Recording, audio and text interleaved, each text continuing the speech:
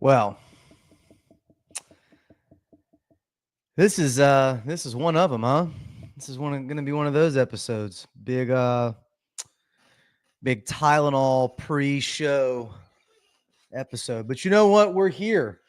We're here. We're live. We're in color. We're in high definition, and we're ready to kick tires and light fires. And I am your solo host for the evening, Coach Trey. What is going on, everybody? Welcome in. This is episode 9 of Catching Up with Coach. LSU falls to Ole Miss edition. Quite a lot of bits, a bit to get to. Not a little bit, a lot a bit to get to, and we don't want to waste too much more of your time. Well, as I'm so glad that we're thinking completely clearly and not overreacting at all. as we get a fire Brian Kelly into the chat as soon as we kick off the show. Man. So where do we begin? I suppose a good starting point would be to mention that LSU falls to Ole Miss 24-19. We talked about our keys to victory before the game. We talked about some of the things that you would need to do in order to win the football game.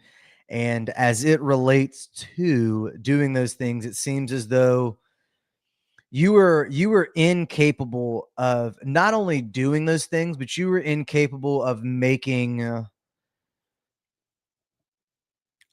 hard on Ole Miss at all from the offensive side of the football. From a defensive side of the football, you really couldn't have asked for too much more. You were on the field for what was in essence a full game's worth of plays in the first half, almost 60 plays darn near in the first half. And so I think I think the reality of the situation was that there was never going to be a time in which you could expect your team to be on the field that much and win the game. And so when you look at these, at these kind of box scores, it kind of does, tell the tape, unfortunately,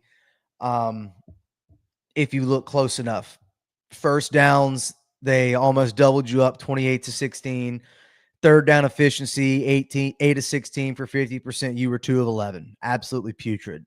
Both of you were 100% on fourth downs. Total yards, 484 to 256. And the real crux of this one is going to be, what we get into first here in the evening and breaking down this game is passing yards, 314 to 197.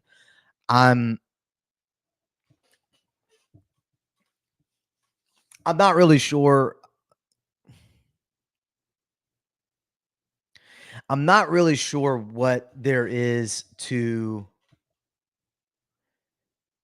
say that no one else has already said. You know what I mean? Like there's not going to be one thing that I can come out and go, "Hey guys, listen, I broke this down from a different, lens.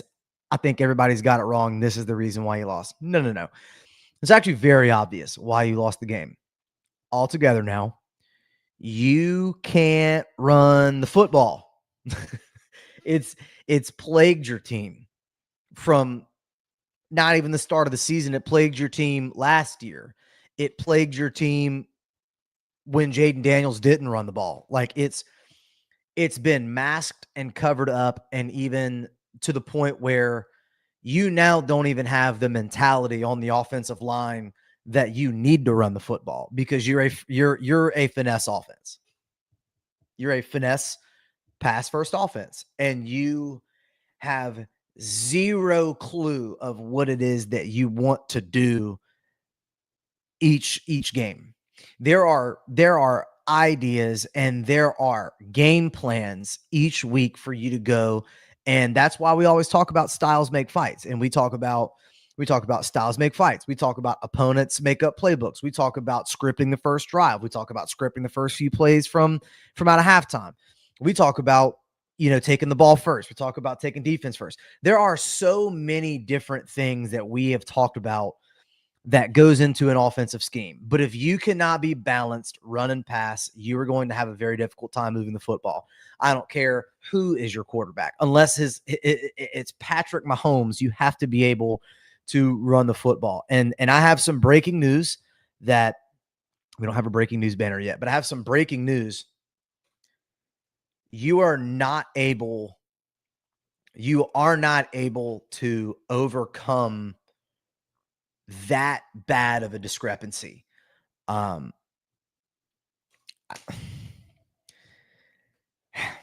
Nuss looks like he's 42 and just came back from his third rotator cuff surgery. And who I can only suggest is not actually Ashley. How about this week's uniforms, though? Here's the real culprit. Why are Joe Sloan and Brad Davis still employed, and how do I go about getting a job where I can suck and get paid millions?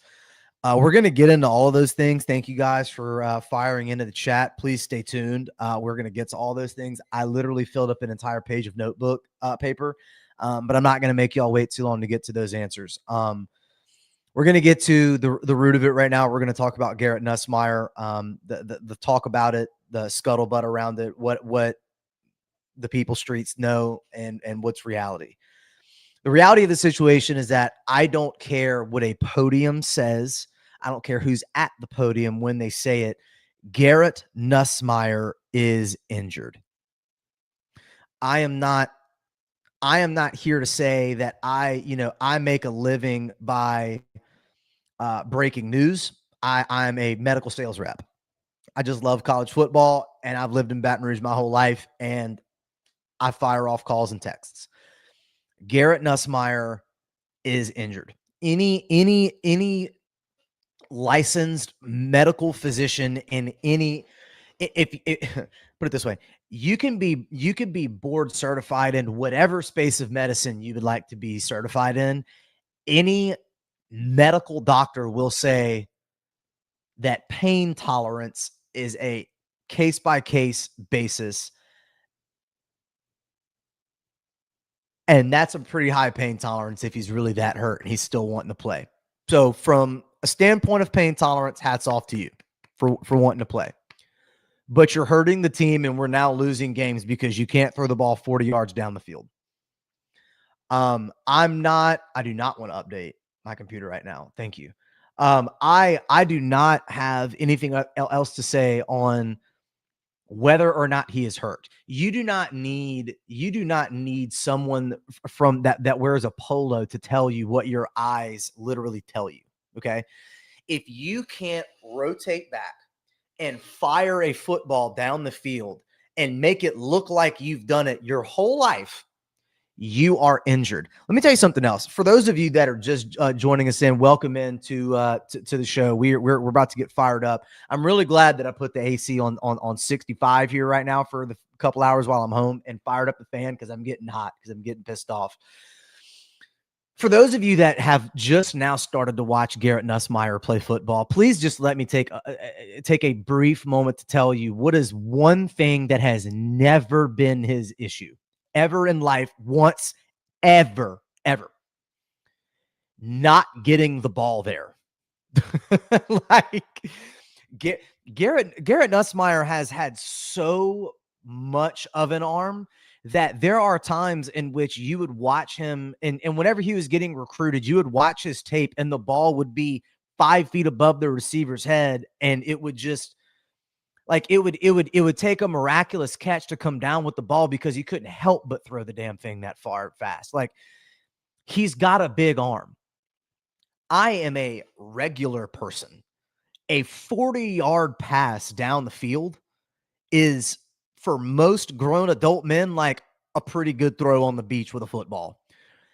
Garrett Nussmeier has made 40 and 45 and 50-yard passes with like the sun coming up in the morning. It's just like a fact of life for him.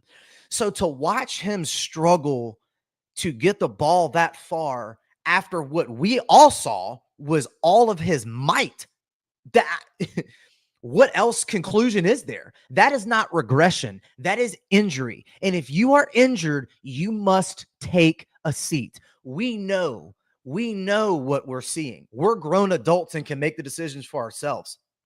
I am not here to play semantics with you. Put socks on centipedes. Put lipstick on a pig. You choose whatever you want to call it. This is reality, brother. You are hurt, and if and this is not me being angry at the player. This is me speaking to you as the fan that also it's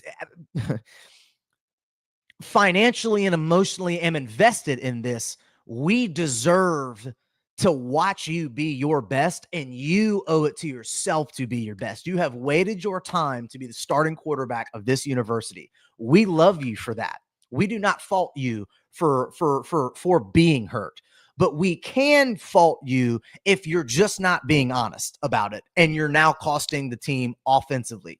However, there is a caveat and a hard stop on that. I don't understand if that's not the case. And you know how I know that it's not what I'm about to say? Because here, so this is a really good question. I just don't see what he gains from playing injured. Hold on now. If Garrett didn't want to play, and again, hats off to you for wanting to play. He obviously loves LSU just as much as we do. And I don't fault you for that. I don't fault you for that, Garrett. Thank you for wanting to put your university on your shoulders, brother. We're with you in that regard, but it's okay. You need to sit for a second. What I know isn't the case is that he's being forced to play injured. That I know for a fact, because if he did not wish to play, he would not. Because the one thing that if any of you notice when Garrett Nussmeier gets hit by a defensive lineman or anybody else that comes off the edge or up the interior or from the linebacker position, it doesn't matter. When he's hit, I swear to you, 75 to 80% of the time when he gets up, it's as if life was almost over for him. He is just a tough kid. Like, he is a tough kid, and he is not used to being a punk rock headbanger. He's just not. Like, Joe Burrow was kind of known to be that guy. And some of these offensive minded run first quarterbacks look for that contact. Garrett does not do that. So when Garrett gets hit, it's like he's uncomfortable for a few plays. He's limping. His body hurts. It is hard to watch Garrett Nussmeier get hurt. If he didn't want to play, he could choose any time that he were to get hit to not get up from the hit and go take a seat. That's obviously not the case. He wants to play. But if you are telling your coach that you are good and you can play through it, but you're not really good, then dog, you're hurting yourself and us. The last of which is that it could be NIL related. And this is not, I have no rooted interest in putting out information that's true or not true. I think that there is a concerted effort for you to think clearly about what would happen if Garrett were, to not be able to play for the rest of the season. Does he get all of his NIL incentive from Gatorade? Does he get that from Nike? I don't know. I haven't seen the contract. I don't know. I've seen that floated around. The idea that it is NIL related. I just think that it's funny how we're supposed to just believe what we're seeing is not what we're seeing. Like, and again, Ole Miss was just better. LOL. On that day, I can obviously not really say too much to disagree with that. Playing hurt behind an OL with 2 turnstiles for tackles doesn't help matters. Can't say that that's really the case either on 2 turnstile tackles for that last game, because Carius Kern is a better right tackle than Weston Davis today. How Carius Kern, who we've talked about for a bit now, is just now getting his turn at tackle is hysterical to me.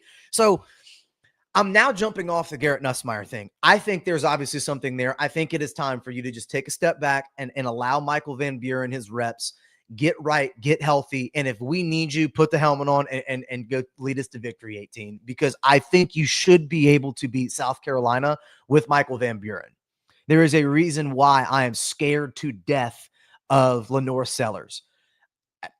What can't he do?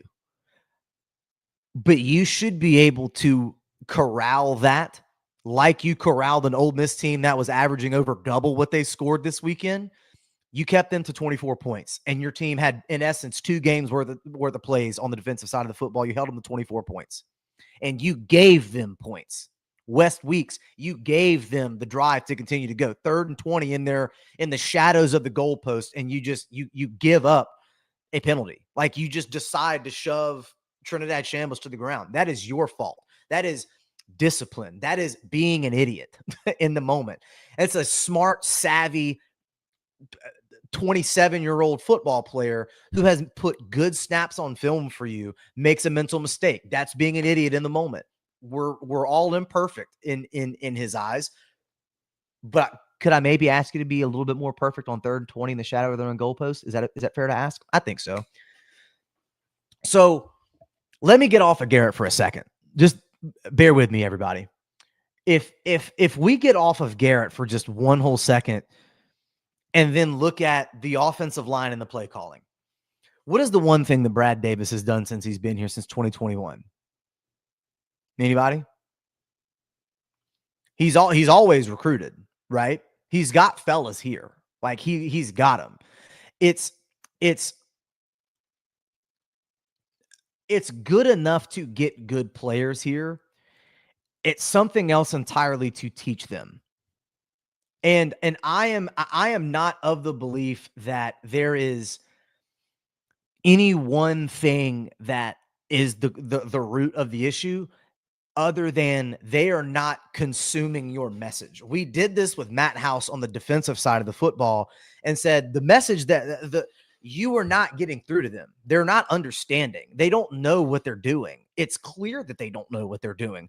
3 doesn't beat 5. I know that a triangle is the strongest shape. It isn't stronger than a 5 stand shape. 3 does not beat 5. The Deshaun Womack sack, he was offsides. He still got to Garrett, and the play didn't even matter. And that's the sack that everyone wants to talk about. Jesus, shut the hell up. Watch the game. That's not the play that we're referring to.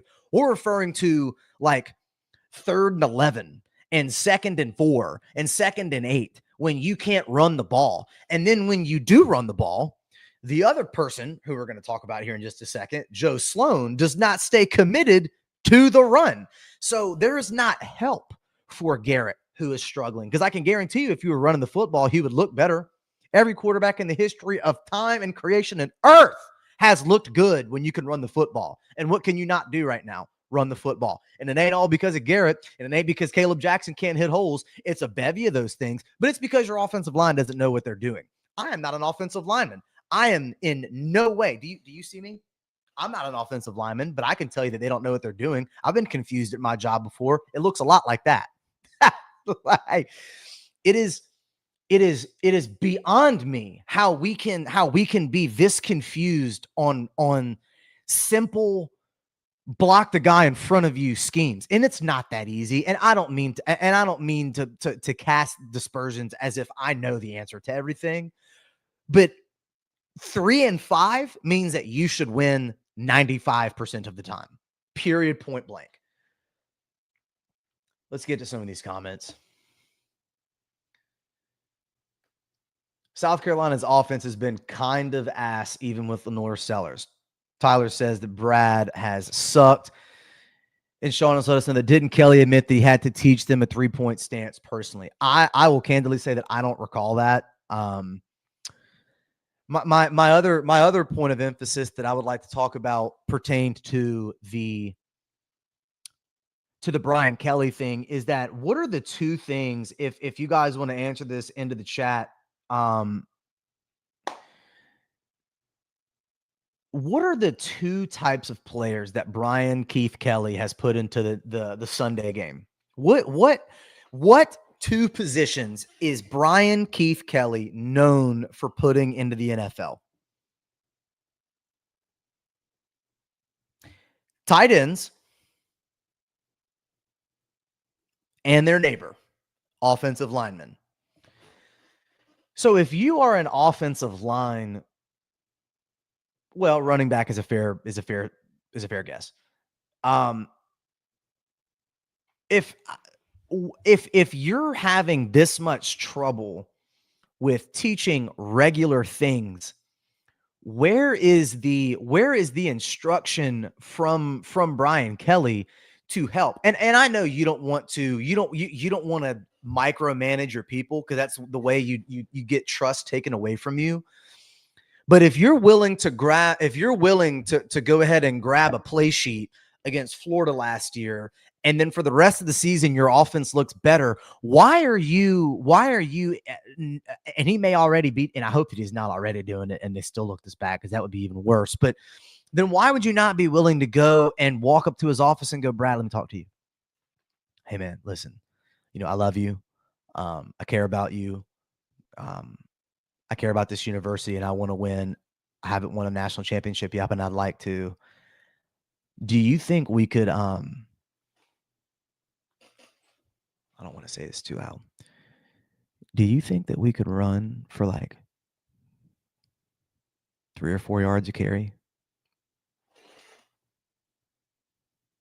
and just like let it sit? Like, it's just hard. It's so, pause. It's so difficult for me to understand how you can recruit this well and the small things be this difficult. And Caden Durham is frustrated. We talked about it last week, and obviously he did not play this week.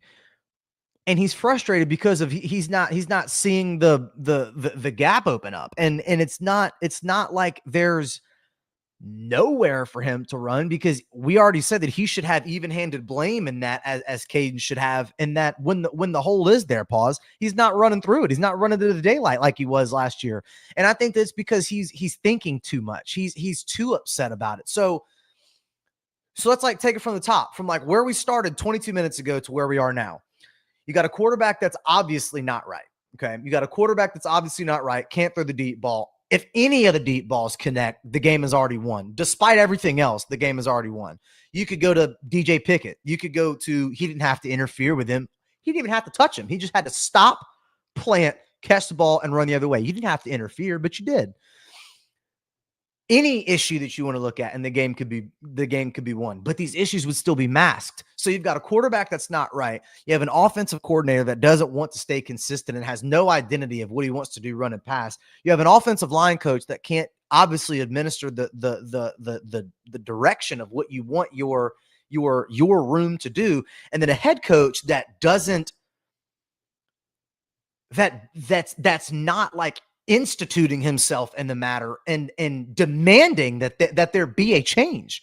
So I just don't know where you go from here unless you look yourself in the mirror today. And if you're okay, and again, this comes from a person who has literally invested their spare time. It is, what time are we at, y'all? It is 6:48 p.m. on a Tuesday afternoon. Okay.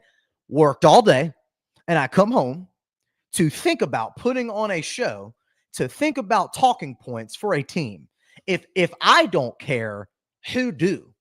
Like, if I don't care about the team, who does? You know what I'm saying? Like, if you can't look yourself in the mirror and say, I am being paid to do a job, I care enough to try and to be my best.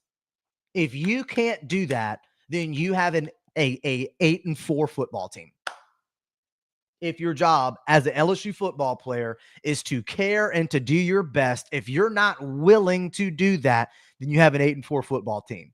What I can be okay with is if you are trying your best and you just can't be better than the people that you're playing, I can accept that, because now I can blame the coach for not recruiting better people around you. The problem that I'm faced with is that you are recruiting.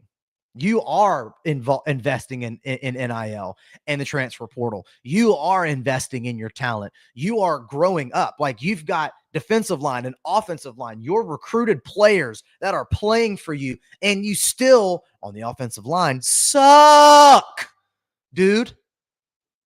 And that is not entirely the player's fault. But I'll give you a perfect example. Weston Davis has been struggling. But Weston Davis gives you energy. He gives you his effort. He does try. There's no loafs. There's none of that. There is a young man that wants to do well and is trying but needs help. And then you give someone younger than him a chance and he's better. So if that is the case, thank you for your feedback. I need you to be the sixth man, or I need you to be the seventh man, Weston, or whoever the case may be. Put his big ass at guard. See if something works. You put in Emory Jones in the middle of SEC play, and he never got out of that position. And you were like, oh, God, okay, I guess he's not going to play guard. We talked about Emory Jones playing guard every game that he was at LSU. Never did. Stayed at tackle. So sometimes you just end up where you're good. Maybe Carius Kern doesn't play guard. Maybe he just plays tackle because he's just so good you don't want to mess him up. But I need to see something change. I need to see it. I cannot continue I've been ranting for 25 minutes. I cannot continue to watch this be the product on offense that you put forth on the field. I can't. There is no way that it could be this much worse than last year when you did, even at your worst last year on offense, it felt like it was still at least enough passing attack, even with the interceptions, to be better than this. So,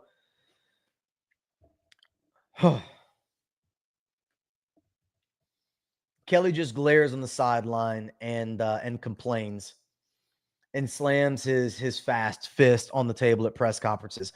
I will also say this. For those of you that think that Brian Kelly has forgotten how to win football games, I think you're probably missing the boat here. And to just cast aside all of the things that have to do with a player and just say, it's the coach's fault only. You're going to miss me a little bit because Garrett has plays. This is without injury. There are plays that are schemed wide open. There are drags and people across the midfield, the center of the field, running to nobody but the sunshine, and he's not throwing it to them. You're throwing into triple coverage to Trey Green. You're throwing an interception whenever you see Xavion over the top. Like you have Aaron Anderson or Bauer Sharp. You have options, and he's not seeing them. That is not injury related. That is not Joe Sloan's fault. That is not Brad Davis's fault. That is not Brian Kelly's fault. That is Garrett's fault. So there are even-handed judgments to be had here. But you've got 2 weeks to figure out how you're going to put that aside and beat South Carolina at your crib at night. You're going to have 100,000 people drunk and sweaty at that football game wanting to see a win. You need to figure out a way. And if the way is Michael Van Buren, which is going to bring us to our next topic, so what do we do moving forward? Then God forbid that be the thing that you do until Garrett can get you right. So what does that mean moving forward? When you couldn't throw the ball like you wanted in 2022, what did you do? You ran it, right? And who ran it? His name is Jaden Daniels. Am I telling you that Michael Van Buren can be Jaden Daniels? No, I am not. Am I telling you that Michael Van Buren can run anywhere close to Jaden Daniels? No, I am not. Because Jaden Daniels is a freak. He is a freak. But Michael Van Buren adds a different element to the game in which if throwing the ball down the field and winning is not working, he can get you first downs and deliver you more options of first downs and runs a better scheme of what Kelly is trying to do than what is working right now. And Garrett tried to run out of the pocket and he had his jersey snatched from him and thrown to the ground. And then he didn't want to do it for the rest of the game. So I just think that it's difficult for me to not want to see what Michael Van Buren can give you, because you should be able to beat South Carolina with Michael Van Buren, because Lenore Sellers is great and he may be a top 10 NFL pick, but you can beat them. You can beat them, and you can beat them with Michael Van Buren if he plays the way that we saw him play, who's clearly obviously not a practice player because there's been no confidence to give him the rock. But when he's a gamer, he spotlight comes on and he starts the ball. That's just his thing.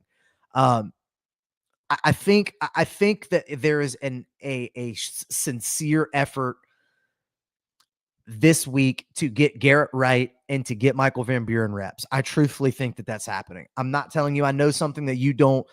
I just sincerely believe that that is the idea of the football team right now, because there is way too much smoke right out there in the people's streets for there to not be nothing there. And I believe that Garrett needs to just take a break, and get yourself ready to rock in the event that we need you, and just get healthy for the rest of October and November, man. Like, we're going to need you, and we can't get 50% of you or 60% of you or even 70% of you. We need 100% of you. 90 can get it done. 90% can get it done. It's just hard to watch, man, because I know what I'm seeing. For when we get on the Sloan subject, I heard we have not called any power run plays all year, and it's the same predictable calls each time. So there's something to that, because Garrett has full autonomy to check in and out of things. And you can obviously tell that there are times in which Garrett checks out of a run to throw the ball. That absolutely happens. But you have to have the autonomy as a head coach and an offensive coordinator to tell your quarterback, hey, brother, if you're gonna audible out of a run that we call because you're not confident that we can run the ball, then you don't get to come to the sideline and complain about it when it doesn't work, when your play doesn't work, or our B and C play don't work. So miss me with the we're not calling thing, because you don't know what the play call is. Like, you don't. And I'm not saying your question's dumb, Sean. I agree with you. It could be. Like, but we don't know what the play is, but we can tell when a play gets changed. That I can tell you. So why we're not running power I, why we're not lining Bauer sharp and Jack Pyburn's big behind back in the I formation and pounding the rock, I can't tell you, because it worked when we did run it. So if you're serious about making the playoff and you're serious about wanting to win a championship before you hang it up, then you need to throw everything at the wall and see what sticks. Because what I do see is creativity. For those of you that, want to humor me really quick, when we're 32 minutes into the show, and we're about to get to our sponsor here in just a second, not quite our sponsor, but my personal development sponsor. What I do see is teams like Alabama coming out and beating Georgia and looking damn good on the offensive side of the football. And everyone clowned Alabama, me included, for how they looked. Ryan Grubb takes the same play that they ran, a handful of times in the game, and instead motions him out. Ty Simpson takes the snap, rolls the same exact way that he had been rolling. You can see Kirby from the bottom of the screen throwing his hands up in the air because they're in man defense. He knows the play is coming. Motions your DB over to show that you're in man, and all your player needs to do is beat him. And he had two options to that near side of the field. Turns quickly the other way and delivers the ball directly down the field for less than 10 yards, and it gets a first down, ices the game. You know what else was open? His tight end on it was him and Jesus. Him and Jesus in the pearly gates was between him and the end zone. Nobody. The defender was 3 yards behind him. He wasn't catching him. So it's doing what you've been doing and then adding a wrinkle. Lane Kiffin beat you on the same play he ran on the 4th down conversion by flipping it. He beat you by running the same play and flipping it to the other side of the field. It's sometimes easier than you make it out to be, and other times it's not. And when the other times it's not, those creative minds are the ones that are good at this profession. For those of us that are not good at that, we like to watch and then complain about them on podcasts as if we didn't have all the answers. I don't want to go any further. And again, we're almost 35 minutes in, but obviously I've had a lot to talk about. We don't want to go any further without telling you about our friends over at Webb Western. Webb Western, we're a straight shooting company. I'm so excited about this one, y'all. I've told y'all about these hats before. They're so sick. We just added the forest camo. I say as if I work for them. We don't, but they just added the forest camo back up on the website. It's a dope hat. If you want a little promo code, I can definitely get you a little discount on there. Shoot me a DM, shoot me a comment down in the YouTube streets below. If you haven't already liked and commented and subscribed, we can certainly get you on there. And then we just wanted to say thank you and thank you in part to Russo, who I'm certain is watching right now and taking notes on the show. He makes this possible for us and gives us a platform to be able to come out here and just have a little bit to say and have our solo show. So shout out to my boy for always helping me get us set up and ready to rock on Tuesday afternoons. And again, shout out to you guys for always being here and for being so involved. Obviously, this show is growing and there's excitement behind it, and that's incredibly cool because I absolutely love to do it, and I'll continue to do it as long as there's desire from you guys in it. So I just wanted to put that out there. One more thing that I think we should get to is, what do we know? Okay, what do we know about the SEC right now? What we know is that there's not one dominant team. It's not Georgia. It's not Texas. It's not Alabama. It ain't you. It ain't Ole Miss. It ain't Tennessee. It's not Florida. It's not South Carolina. It ain't Vandy. Like, there's no one dominant team. And you've now got a game to play with. Now, you had two to play with. When you beat Clemson, you had two games to play with. For all the Brian Kelly tenure, you've only ever had one game to play with. And then once you lose your second game, you're done. Like, you lose your second game, you don't have any more mistakes. There is no tomorrow with two losses. You have one more to play with, and now October begins. So you've got South Carolina at the crib. You've got an undefeated Vanderbilt on the road. You've got A&M coming to the crib. You've got Alabama on the road. You've got Oklahoma on the road. You've got Arkansas coming to the crib. There are games here that are going to get difficult for you, despite there not being a dominant team. And if you don't have an identity of who you want to be, it is going to be a difficult season for you if you're LSU. You are going to have a hard time finding yourself in a good, healthy spot with being able to move the football if you can't establish the run, or if you can't establish the run, dominate through the air. You need to be able to at least run enough and move the chains to back them further down into the box and throw the ball over the top. Because right now, if everyone's just going to drop 8, it's chalk. You know what I'm saying? Because you cannot allow pressure with 3 men. You can't do it. You can't do it, dude. You can't. You cannot allow pressure from 3 people for the full season. You do it at Ole Miss because clearly you just didn't know what was going down, I guess, and you just didn't want to figure out how to block them. But you can't do it against A&M. You can't do that against Alabama. You can't do that against Oklahoma. You will lose. You will lose. And you have spent all this money in the transfer portal for nothing. So figure out who you want to be, look yourself in the mirror, say an act of contrition, and let's put our hard hat on and let's get to work. You feel me? Let's do it. Let's do it together. Like, let's do it. That's what I need to see from a non-dominant SEC. It's wide open. Be better so that you can be one at the table of eating. Jesus, the Nazarene. And lastly, before we finish up the show, I'm not going to forget to talk about him. Sweating.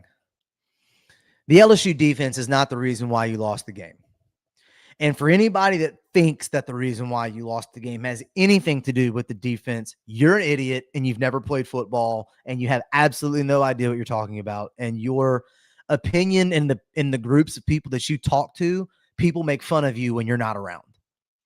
Sorry, I hate to be the one to tell you, but people talk about you when you're not around, if that's what you think.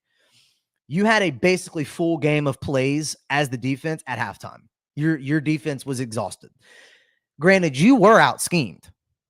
in several instances, you were out schemed. Still doesn't mean that it's your fault, because if you have zero helping you from the offensive side of the football, it doesn't matter if you get out schemed. If you're doing your part on the offense, you can get out schemed because you still have points on the board. You can live through the opponent scoring if you score. Newsflash: scoring helps you win and cover up mistakes. Obviously there is something in the atmosphere down there on the defensive side of the football that has made this team feel like it's all on them. And whether it's, them seeing the same thing we're seeing and it's the struggles on the offense, the defense knows, and the defense now has pressure on them. And I felt that for the first time watching this game. It felt like the defense knew that it was on them. So give me more of that. Give me some head knockers. You feel me? That's what Hester said this morning. I guess he did mean run instead of call. That's what Hester said this morning. And maybe, and again, like I'm just, the defense can only be as good as the offense allows itself to be, because they do. I mean, they are still humans at the end of the day. They need a more balanced attack. And so what BK is essentially telling you in the press conference is that one side of the ball isn't doing good enough. So what are you going to go and do about it as the head coach? What are you going to do? And that's what we're going to find out. We're going to see. We are going to see, because obviously there's going to have to be strategic play calling around what you can and can't do. And if it means that BK has to pick up the play sheet again, so be it. You have to at this point. We'll see as we barrel down the schedule here. Obviously, there's a bye weekend this weekend, so everybody enjoy yourself. And take a Tylenol and just not have any migraines this Saturday. I'm probably gonna go. I'm probably gonna go do something completely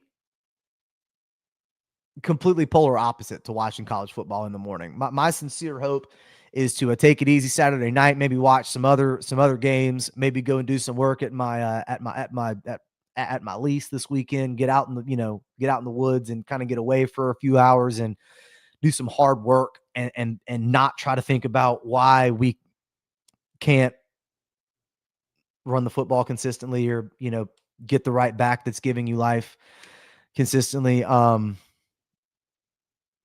Again, I'm very, very disappointed at certain things, but the one thing that I'm the most disappointed in is when you refuse to admit to the elephant in the room. And I think that we're starting to do that. And my sincere hope is that throughout the week that we start to get some of the answers to the elephant in the room. Sean says that I'm going to enjoy watching teams play offense, just like the good Les Miles days. Look, man, 10-2 is 10-2. You say what you want. 10-2 gets you where you want to go these days. And 9-3 and 8-4 is going to do it too. And you go to a 9-game schedule. And I know that we didn't really. I know that we didn't really get into much of the ins and outs plays, mug fronts or whatever the case, like we did against Clemson, because I think there are bigger issues at hand right now that you guys wanted to talk about. So I just wanted to address those, and obviously I did that in 45 minutes. And so that's going to put a button on our show for the night, guys. I'm incredibly indebted to all of you that join us every night that we do this. Please stand by on the Thursday show. We're obviously going to go live, Russo and myself. And we're going to have a lot to discuss, because there's a lot happening across the SEC right now. And it's not always just about LSU. It's what's happening around you, such that when those teams come to your, crib, you're not completely shocked on Saturday of what you see. So we're going to try to, do some window shopping with some of these other teams and see what they're working with, break down what we saw, and how much of a shot you have to try to make the college football playoffs. But it certainly took a big blow pause here this past Saturday. So thank you guys again. Please like and share. If there's anybody that that likes to get into the games, likes to listen, while they're working, going home from work, to work, picking the kids up from school, whatever the case. Send them over the show. Let me know what you think. And thank you again for everything that you guys give me. It's sincerely a blessing, and couldn't be more privileged to be here. But one final one before we dip out of here. Vandy gonna win the SEC. Put your money where your mouth is, Mr. Sean, because I fear as though that's that just might be cap. That's it. Y'all take care. See y'all soon.